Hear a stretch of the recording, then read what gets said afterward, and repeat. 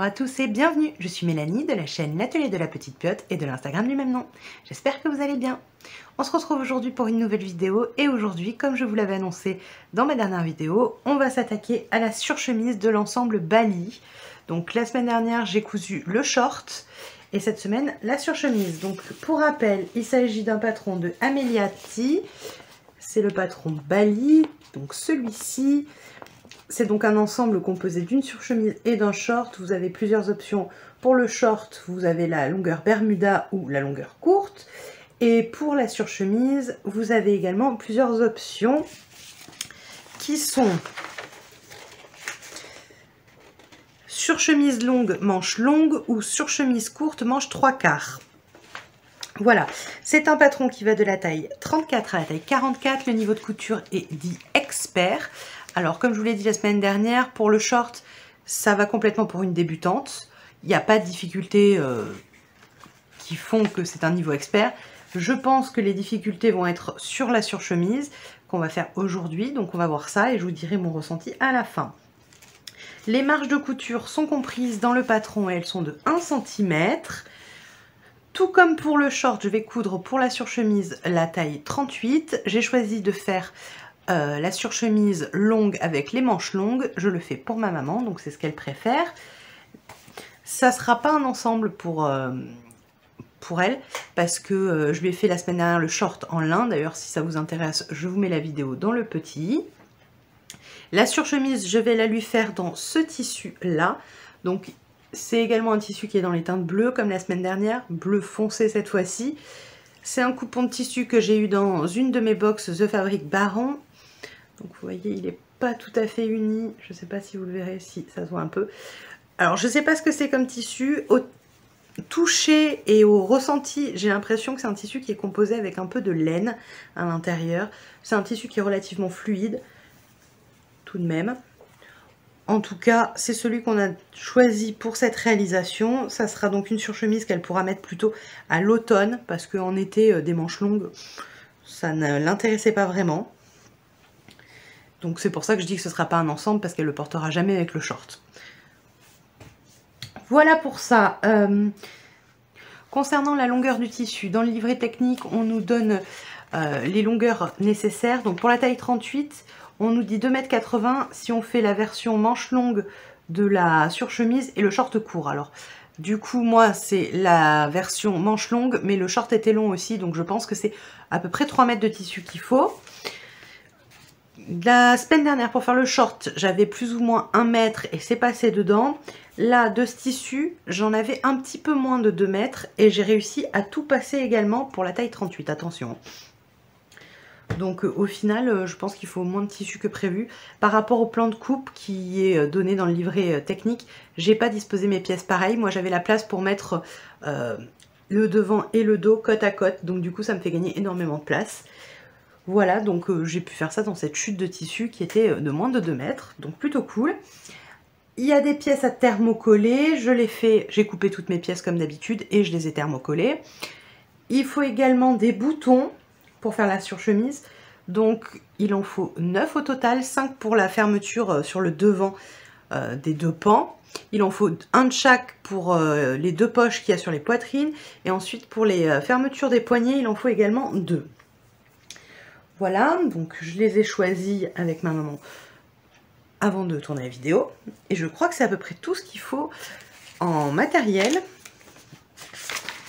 pour faire la surchemise. Je vérifie quand même. Ouais, thermocollant, bouton. Ok, donc du coup, je vous ai donné toutes les infos pour cette surchemise. Et je vais vous mettre en place et on va commencer tout de suite à faire la couture. Allez. Donc comme je vous l'ai dit tout à l'heure, je suis venue thermocoller toutes les pièces où on m'a dit de le faire sur les patrons, c'est écrit. Donc par exemple le dessus de col qui était à couper au pli, il fallait également le thermocoller. Donc je suis venue le faire. J'ai utilisé un thermocollant qui vient de chez Dress & Stoffen. Donc je l'ai fait pour toutes mes pièces. Dans la préparation des pièces de patron également, on nous dit de venir surjeter les bords et les côtés de la pièce H, c'est-à-dire le fond de poche. Donc de venir surjeter les deux côtés et le bas Donc je suis venue le faire pour mes 2 pièces. Et donc on est prêt à commencer. Donc la première étape consiste à venir assembler le devant et le dos par les épaules et les côtés. Donc on nous dit de venir d'abord faire une couture et ensuite de venir surjeter les marges de couture ensemble. C'est comme ça qu'on assemble ce patron. Donc je viens prendre mes pièces. Donc ça c'est mon dos.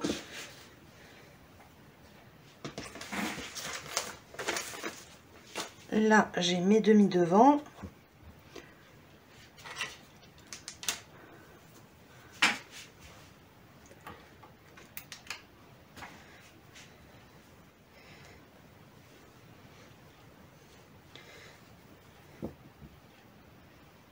Donc on vient positionner endroit contre endroit. Et on va venir épingler d'abord les épaules.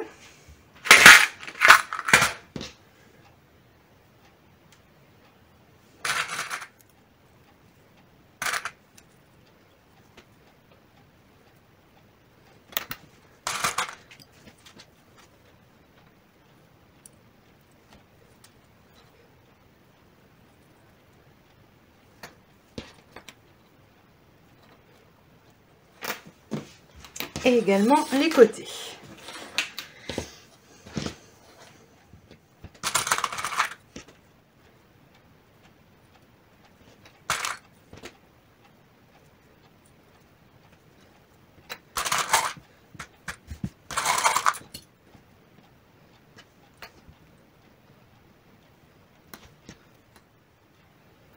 Je fais la même chose pour l'autre côté.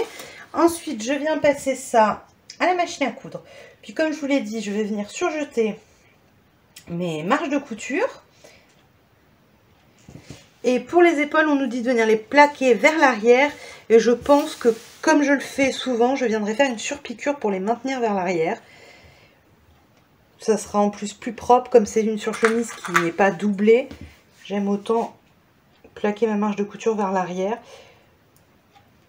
Et faire une surpiqûre, j'aime bien sur les épaules. Donc je m'occupe de ça et je vous reprends quand c'est fait. Et voilà, je suis venue accrocher du coup aux épaules. J'ai fait ma couture, j'ai passé ma marge de couture à la surjeteuse. Ensuite, je suis venue la plaquer vers l'arrière et j'ai fait une surpiqûre. Je ne sais pas si vous allez voir. Si. Ensuite, je suis venue également coudre les côtés. Donc d'abord à la machine, puis à la surjeteuse. Maintenant, on va former les boutonnières. Donc, pour ce faire, on va venir se placer avec l'envers face à nous. Hop. Et on va venir marquer des plis. Donc, est-ce que vous voyez?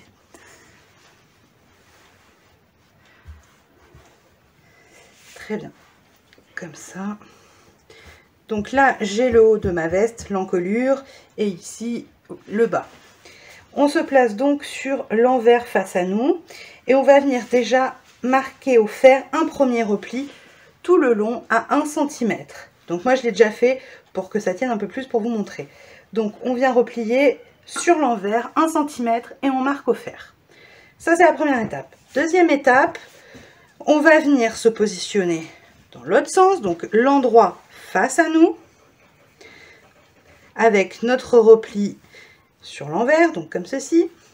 Et là, on va venir mesurer 3 cm et demi et on va venir marquer un deuxième pli au fer, mais cette fois-ci endroit contre endroit. Du coup, quand je suis sur l'endroit, je vois mon repli de 3 cm et demi et le petit repli de 1 cm qu'on a fait en premier. J'espère que c'est assez clair.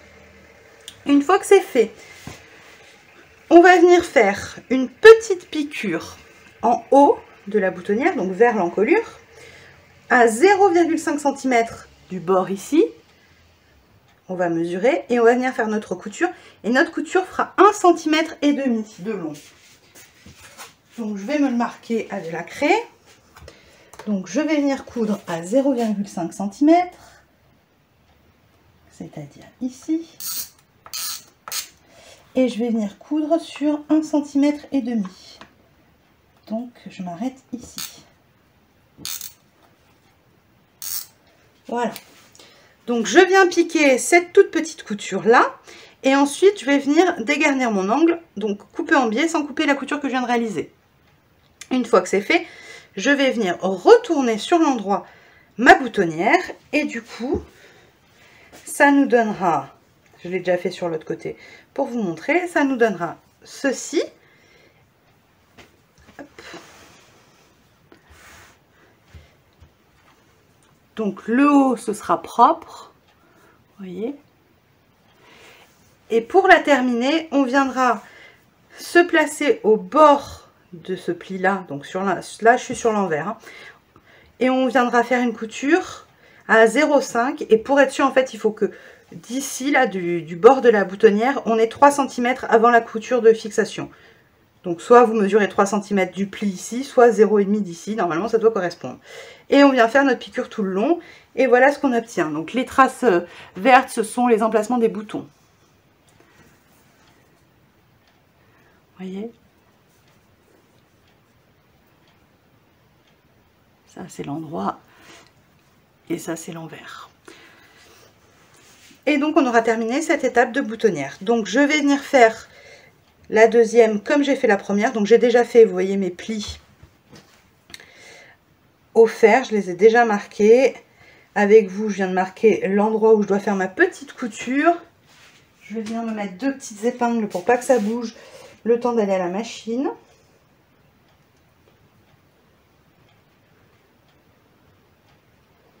Hop. Donc je viens faire cette toute petite couture, je dégarnis mon angle, je retourne et je fixe avec ma couture à 0,5 de l'intérieur ou à 3 de l'extérieur. Et on se retrouve pour la suite. Très bien, maintenant que nos boutonnières sont faites, on va venir s'attaquer au col. Pour ça, déjà dans un premier temps, on a thermocollé notre pièce dessus de col qui était coupée au pli, on est venu la thermocoller.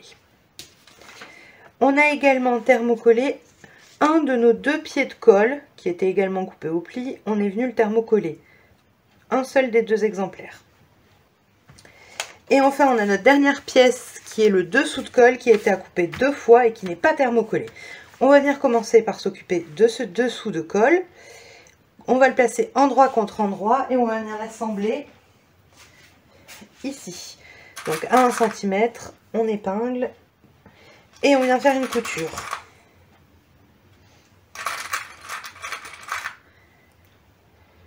Donc je viens faire ça et on continue. Voilà, donc j'ai accroché avec une couture au milieu ma pièce dessous de colle. Maintenant on va venir prendre notre pied de colle, la partie que nous n'avons pas thermocollée. On va placer le dessous de colle endroit vers nous et on va venir poser le pied de colle endroit contre endroit au niveau de l'arrondi. Donc comme ceci, hop, et comme ceci. On vient épingler.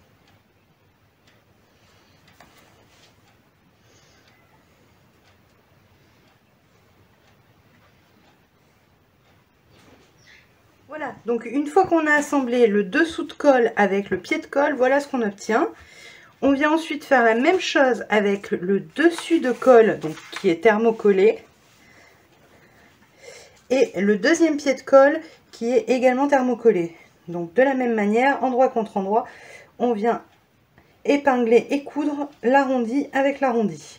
Donc je fais ça pour la deuxième partie du col et je vous reprends quand c'est fait. Voilà, mes pièces de colle sont donc maintenant assemblées. On va venir les réunir. Donc pour ça, on va venir superposer le dessous de colle endroit contre endroit avec le dessus de colle. Donc comme ceci. On va venir épingler et on va venir coudre les côtés, le haut et l'autre côté. Donc les 2 côtés et le dessus du col. On vient coudre ça.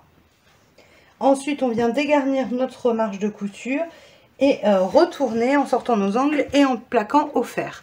Donc je mets en forme mon col et je vous reprends. Voilà, donc j'ai mis en forme mon col, je l'ai remis sur l'endroit.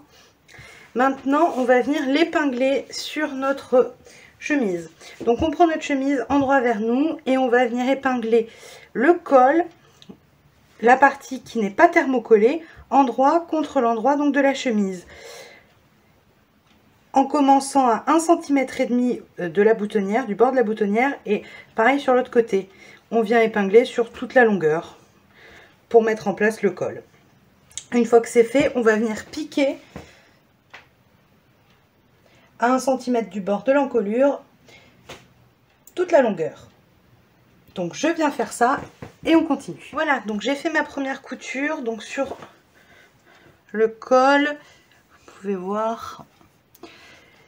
Maintenant, on va se placer avec l'envers vers nous et on va venir faire ce qu'on fait souvent pour poser ce genre de col, c'est-à-dire qu'on va venir faire un repli d'1 centimètre et on va venir épingler tout le tour sur l'intérieur, comme ceci. On épingle et ensuite on va venir faire une couture, et cette fois-ci à 3 mm du bord pour maintenir en place.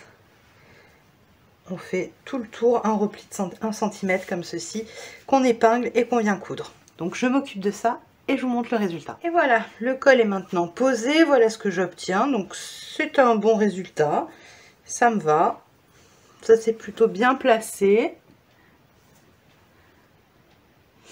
Maintenant on va venir s'occuper des poches. Donc on va venir déjà s'occuper des rabats. Donc les rabats on les a coupés 4 fois.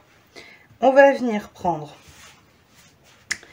2 pièces, on va les positionner endroit contre endroit et on va venir épingler les côtés et la partie où il y a la pointe, donc celle-ci.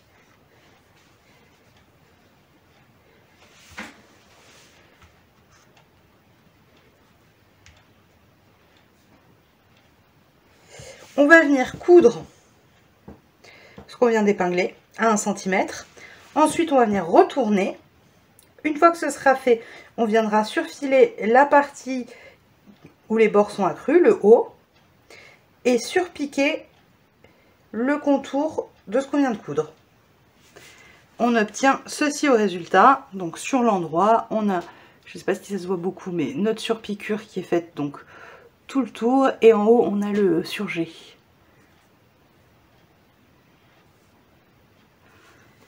Donc je m'occupe de mon deuxième rabat et je vous reprends une fois que c'est fait. Voilà, mon deuxième rabat est fait.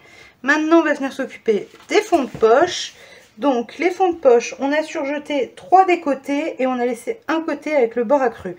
On va se positionner envers face à nous et on va venir faire 2 replis de 0,5 cm pour former un petit tourlet qu'on va venir piquer à son centre. Donc rien de compliqué. Une fois que c'est fait, on va pouvoir venir les positionner sur la surchemise. Alors, dans le livret technique, on nous conseille de venir d'abord poser les rabats des poches. Eh bien, comme il faut aussi poser les fonds de poche, moi je vais commencer d'abord par les fonds de poche parce que je pense que les rabats vont être gênants sinon. Du coup, je vais venir prendre la surchemise. Je vais placer l'endroit face à moi.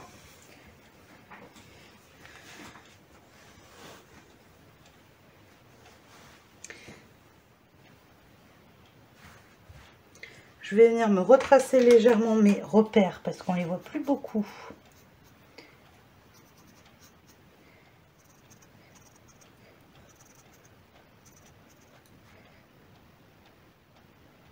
Ok. Donc dans le livret, on nous propose de venir d'abord mettre le rabat, comme je vous disais.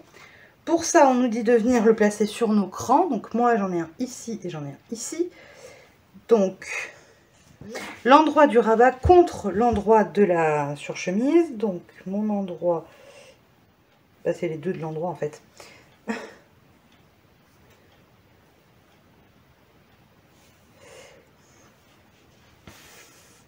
Et on me dit de venir le positionner comme ceci, donc sur mes repères, hop, avec la pointe vers le haut. Je viens épingler sur mes repères et je vais venir faire une couture ici à 1 cm. Une fois qu'elle est faite, je viens rabattre dans le sens où elle va se positionner et je viens faire une surpiqûre sur ma couture, sur la marge de couture précédente pour maintenir en place vers le bas le rabat. Ça, c'est la première étape. La deuxième étape consiste à venir poser le fond de poche. Donc notre fond de poche, on a fait donc le petit ourlet dont je vous ai parlé, et on va venir la positionner en rabattant tous les côtés de 1 cm. Donc moi j'ai déjà rabattu à 1 cm et j'ai mis des petites épingles pour maintenir en place. Et on nous dit de venir la positionner encore une fois sur nos crans, comme ceci, et là on vient faire notre couture pour la maintenir en place. On fait une couture à 0,5 cm du bord et on obtient du coup ceci. Voilà, donc je vais faire toutes ces étapes et je vous retrouve une fois que j'ai posé mes poches. Très bien, alors je vous reprends maintenant face caméra tout simplement parce que je vais m'arrêter là pour cette semaine dans la réalisation de la veste. Donc je vous montre où j'en suis. J'ai donc posé les poches. Hop. Donc le rabat de poche, le fond de poche de chaque côté.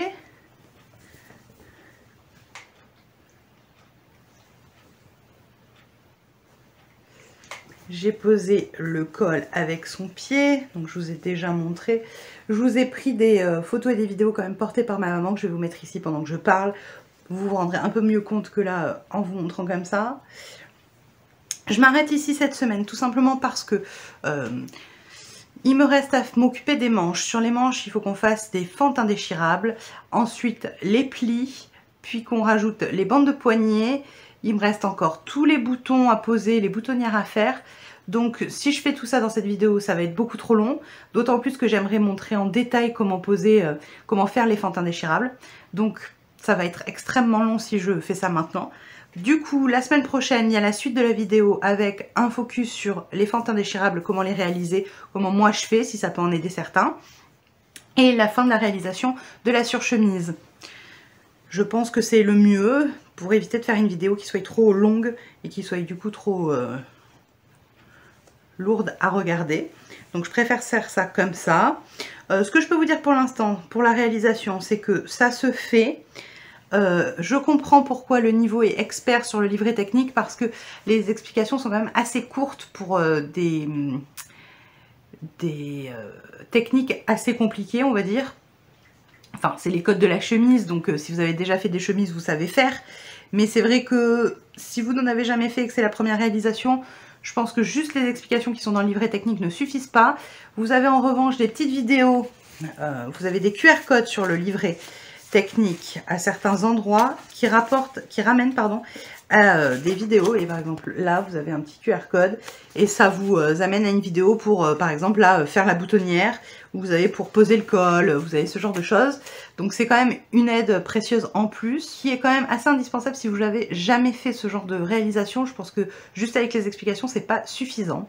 Donc je comprends le niveau expert parce que c'est très succinct dans les explications. Même moi qui ai déjà réalisé plusieurs chemises, je vais pas vous mentir qu'il a fallu que j'aille voir quelques petites vidéos sur certains trucs où j'ai eu des doutes. En fait j'ai eu des doutes surtout par rapport à des fois, il y a certaines phrases dans le livret technique qui m'ont amené à faire, à plus être sûre de ce qu'il fallait faire, à douter de moi-même. Donc du coup c'est pour ça que je suis allée voir des vidéos. Sinon dans le patronage ça a l'air de plutôt bien tomber jusque là. Le col j'ai pas eu de difficulté, ça tombait bien. Vous voyez même le pied de col qui s'arrête au niveau des coutures d'épaule. Si vous voyez, il a l'air de tomber plutôt pas mal. Concernant la coupe de la surchemise, eh ben, je ne suis pas mécontente d'avoir choisi un tissu plutôt hivernal pour faire une surchemise d'automne. Parce que, vous le voyez sur les vidéos, elle est quand même assez large sur ma maman. Je lui ai fait une taille 38. Et elle est assez longue aussi. Donc pour faire une surchemise d'hiver, je trouve ça pas mal. J'avoue que j'ai un peu plus de mal à me projeter avec une surchemise par exemple en double gaze ou quelque chose comme ça sur le rendu avec le short. C'est pas trop mon style, mais ça c'est pas bien grave, c'est chacun son opinion et son goût. Voilà pour ça. Sinon, pas grand chose de plus à vous dire pour l'instant. Là, on va rentrer vraiment dans la partie la plus technique. Il y avait le col qui est quand même composé avec son dessus-dessous et pied de col qui est un peu technique. Mais là, sur les fentes indéchirables, ça va être un autre niveau, je pense. Donc, on va voir comment ça se passe. Et donc, je vais vous retrouver pour ça la semaine prochaine. Et bien, n'hésitez pas à me dire en commentaire si vous avez déjà cousu des chemises et quel patron, quelle est votre chemise préférée si vous en cousez régulièrement. Plutôt été, plutôt hiver, vous gardez le même modèle et vous changez les tissus ou vous utilisez des patrons différents, dites-moi ça dans les commentaires. Et puis moi je vous laisse pour cette semaine, j'espère que vous avez apprécié cette vidéo, si c'est le cas n'hésitez pas à la liker, à me laisser un petit commentaire et à vous abonner si ce n'est pas déjà fait, ça me soutient énormément. À la semaine prochaine!